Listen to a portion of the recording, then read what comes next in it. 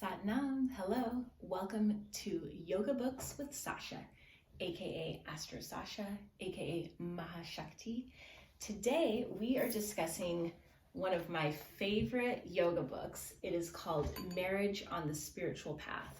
And this book is written by Shakti Parwha Kaur Khalsa. She is also the author of Kundalini Yoga, The Flow of Eternal Power. Now, this book's subtitle is Mastering the Highest Yoga, because as they go on to describe in the book, marriage, which is a union of two individuals into one amalgamation or stronger, more powerful mix than what the two are separate. That's what amalgamation means. Yoga is considered the highest yoga by this author because it's a daily practice of union. It's a daily practice of uniting with your person, your other half, the person who you want to be with for the rest of time. And I actually started reading this book. I flipped through it once at a bookstore before I was engaged. And it was extremely helpful for me at that time. And then once I became engaged, I went and purchased a copy so that I could read it at home. And basically, it goes through a lot of really useful stuff. So chapter 1 is the talk that she would give, this author, Shakti, her famous Don't Get Married talk, because they would get together for these Kundalini yoga festivals and Yogi Bhajan would be like, you and you should marry each other.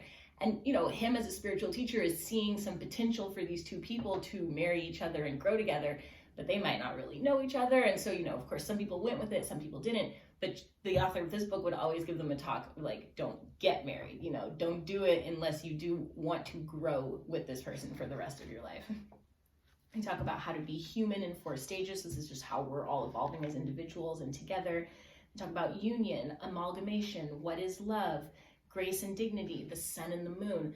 I will say up front as a disclaimer, this whole book is pretty much like husband, wife, man and woman. I personally believe that it can be adopted to whatever your situation is. So I think that the teachings are 100% valid for just any type of union among two individuals.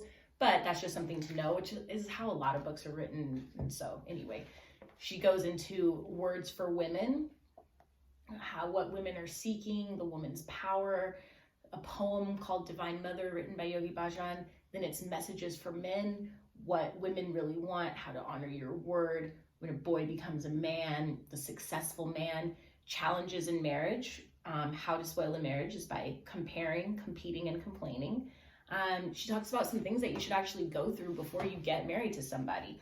Some things that come up as common arguments, how to have a neutral space. If you are going to have an interfaith marriage, how do you want your children to be raised? What does it mean when you are starting to consider divorce, and what are the alternatives to that? Chapter 8 goes into sex and spirituality, premarital, extramarital sex, some questions and answers. It says there's nothing in sex, and without sex there is nothing. That's a quote by Yogi Bhajan.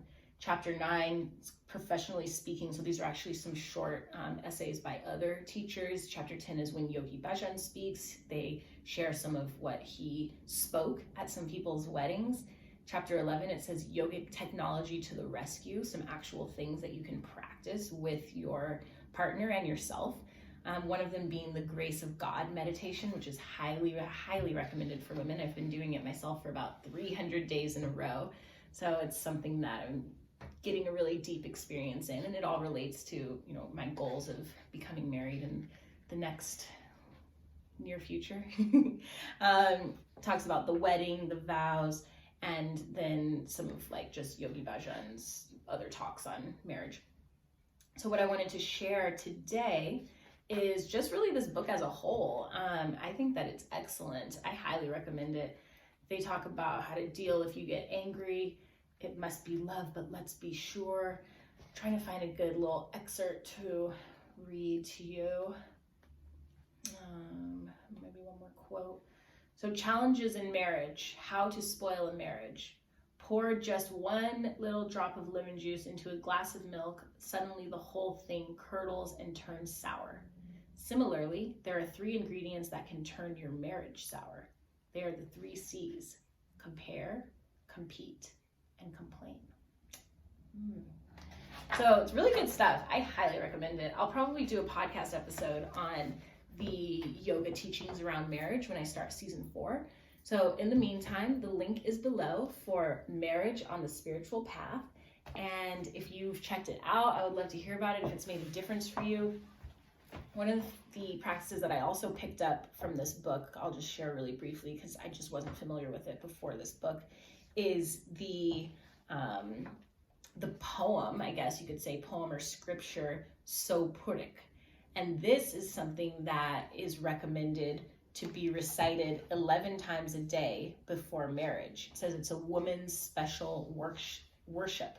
The woman who will learn this Shabad by heart and recite it will never have any difficulty as far as men are concerned. It is written that when a woman chants So Purik 11 times a day before marriage, her husband shall turn out to be a godlike human being. Now, who doesn't want that? Satnam. So enjoy. And yes, please do be in touch if this is a book that's helped you or you would recommend it or you have questions about it or other books you'd like me to review in Yoga Books with Sacha. Satnam. Until next time. Peace.